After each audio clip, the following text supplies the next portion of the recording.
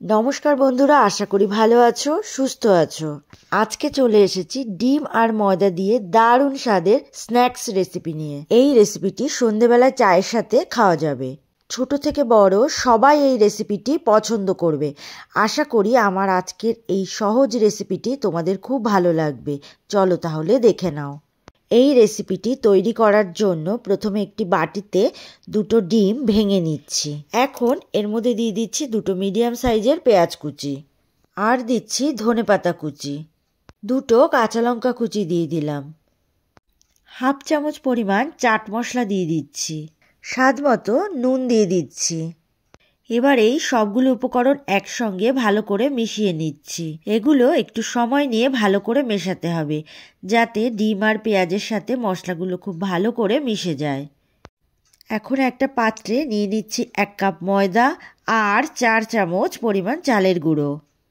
স্বাদ মতো নুন দিয়ে দিলাম, 1 চামচ পরিমাণ গরম মশলা গুঁড়ো দিয়ে দিলাম, ধনেপাতা কুচি দিয়ে দিলাম, 1 চামচ পরিমাণ গোলমরিচের গুঁড়ো দিয়ে দিলাম, 10 কোয়া রসুন গ্রেট করে দিয়ে দিলাম, 1 চামচ পরিমাণ চিনি দিয়ে দিলাম।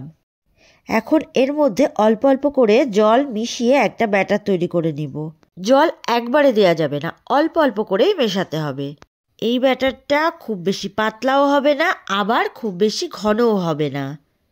এখন এই ব্যাটার তৈরি হয়ে গেছে। এবারে এটা ঢাকা দিয়ে 10 মিনিটের জন্য রেখে দেব।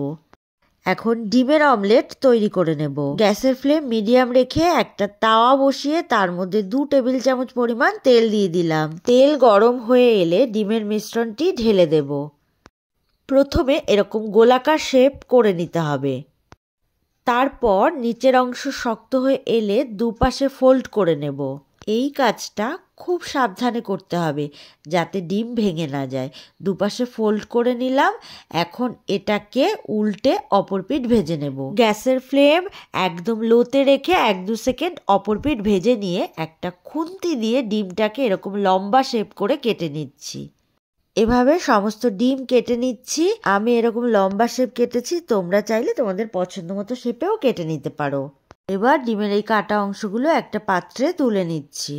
এখন এই তাওয়ায় তেল গরম করে তার মধ্যে ময়দা আর চালের গুঁড়োর ব্যাটারের মধ্যে ডিমের অমলেটের এই লম্বা অংশগুলো ডুবিয়ে তাওয়ায় দিয়ে দেব। এভাবে সবকটা ডিমের অংশ ময়দার কোট করে ভেজে নিচ্ছি।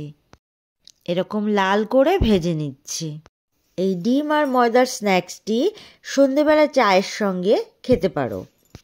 যদি রেসিপিটি ভালো লেগে থাকে তাহলে একটি লাইক, কমেন্ট আর শেয়ার করে দিও। এই স্ন্যাক্স আইটেমটি খুব সহজেই বানিয়ে নিতে পারো। আরও নতুন নতুন রেসিপি নিয়ে চলে আসব। সুস্থ থাকো, ভালো থাকো। এতক্ষণ আমার সাথে থাকার জন্য অনেক অনেক ধন্যবাদ।